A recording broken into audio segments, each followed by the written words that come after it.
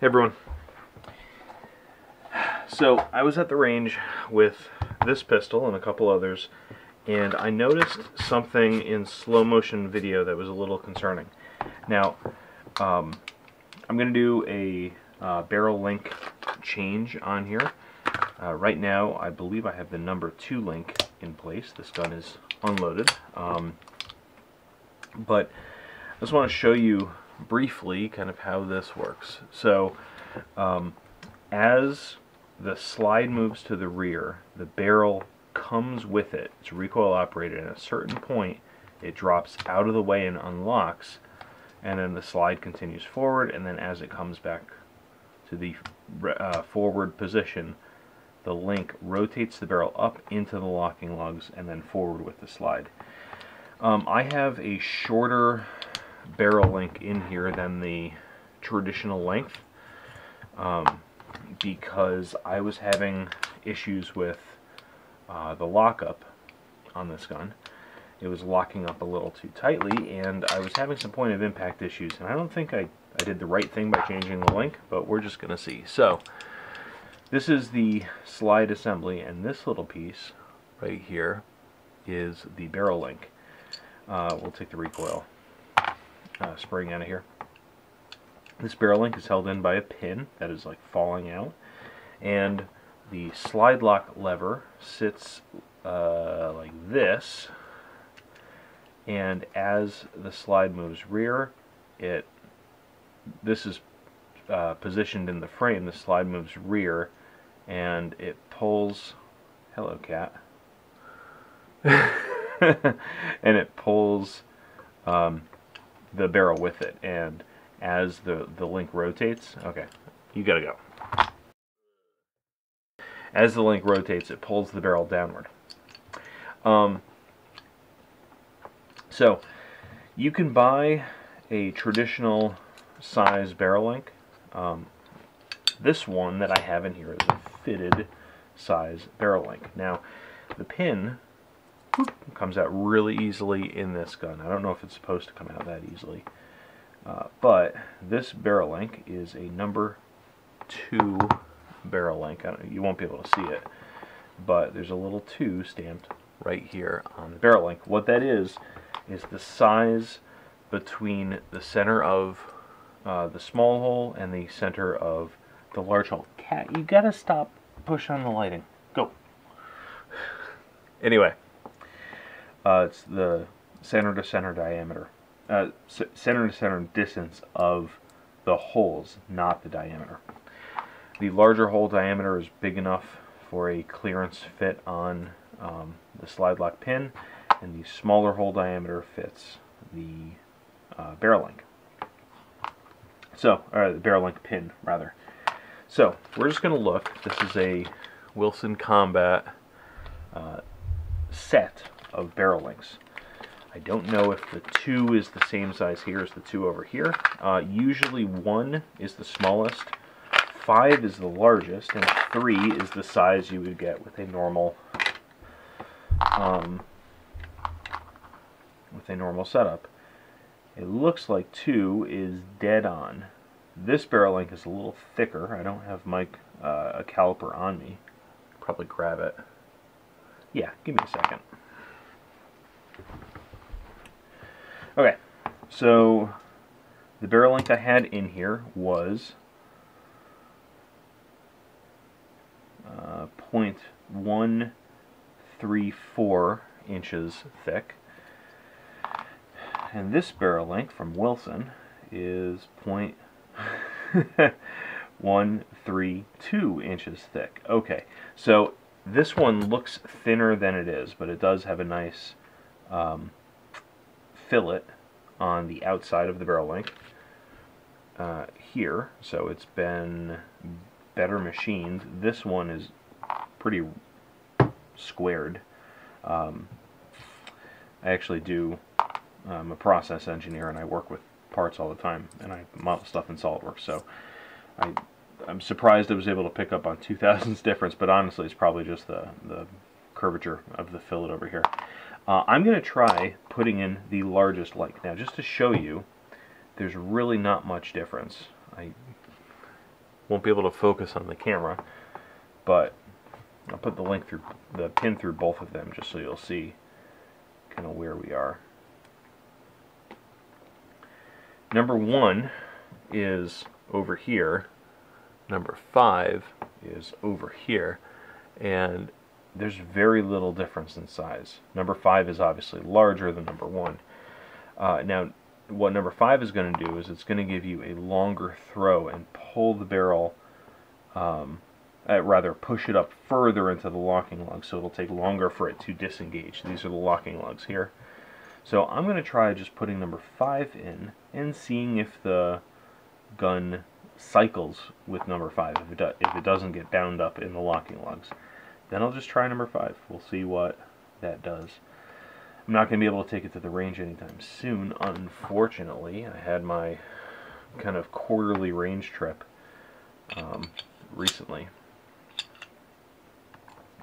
It is nice putting a shiny new part in a gun that you're like, ah, yeah, that's going to get messed up quick.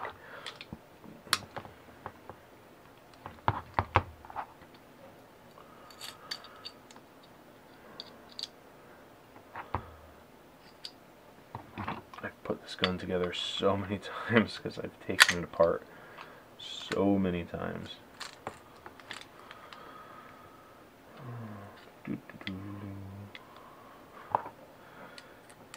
1911s are often a pain in the ass to take apart and put back together, and this one's no exception. But you do it enough and it gets loose, and it's not bad. Loose in this stuff. The barrel lockup still has to be tight. Okay. Yeah, that's fine. Okay. So I have now the longest barrel link in here. I'm just going to try and see how this works. So what it should do, and I'm not going to be able to see this here, what it should do is I should see it spend more time locked up before it drops. That's binding up a little bit right here. More time before it drops out of the way. So what this can do is if it pushes the back end, the breech end of the barrel up higher, is you can actually change your point of impact. So you're essentially tilting the barrel downward because you're pivoting on the bushing over here. It can drop it down a tiny bit. We aren't gonna see much of a change here, but also you can bind your gun up if you don't have the right size link in. So we're just going to see if this works. I'm going to have to take this to the range and test it. Just from a basic smoothness, it seems like it's working fine. This gun is actually still very accurate, but let's see if I can do this left-handed. There. It's still very accurate, but you know, again, this is more of an engineering experiment. This is not a intended for the utmost of precision. In fact, I want this gun to be very reliable. So we'll see how that works. Okay, that's all I got. Stay safe, other guys. See ya.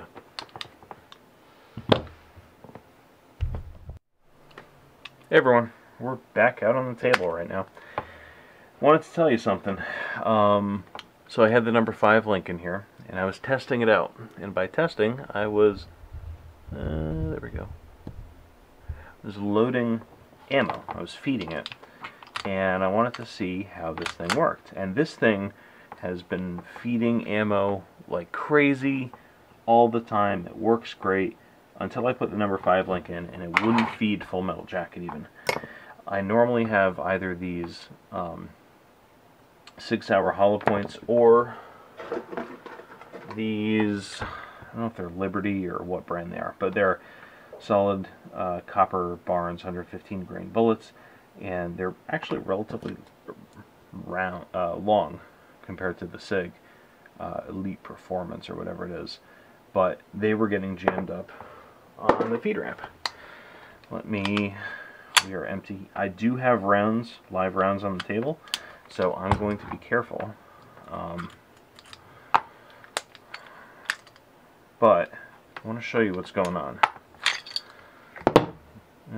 You need the frame.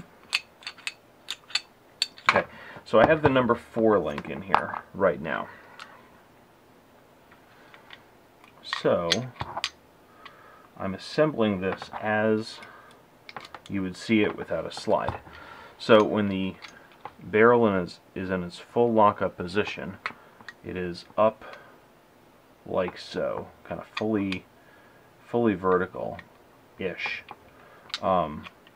into the locking lugs. And then so you can see what's going on here, it's up like this.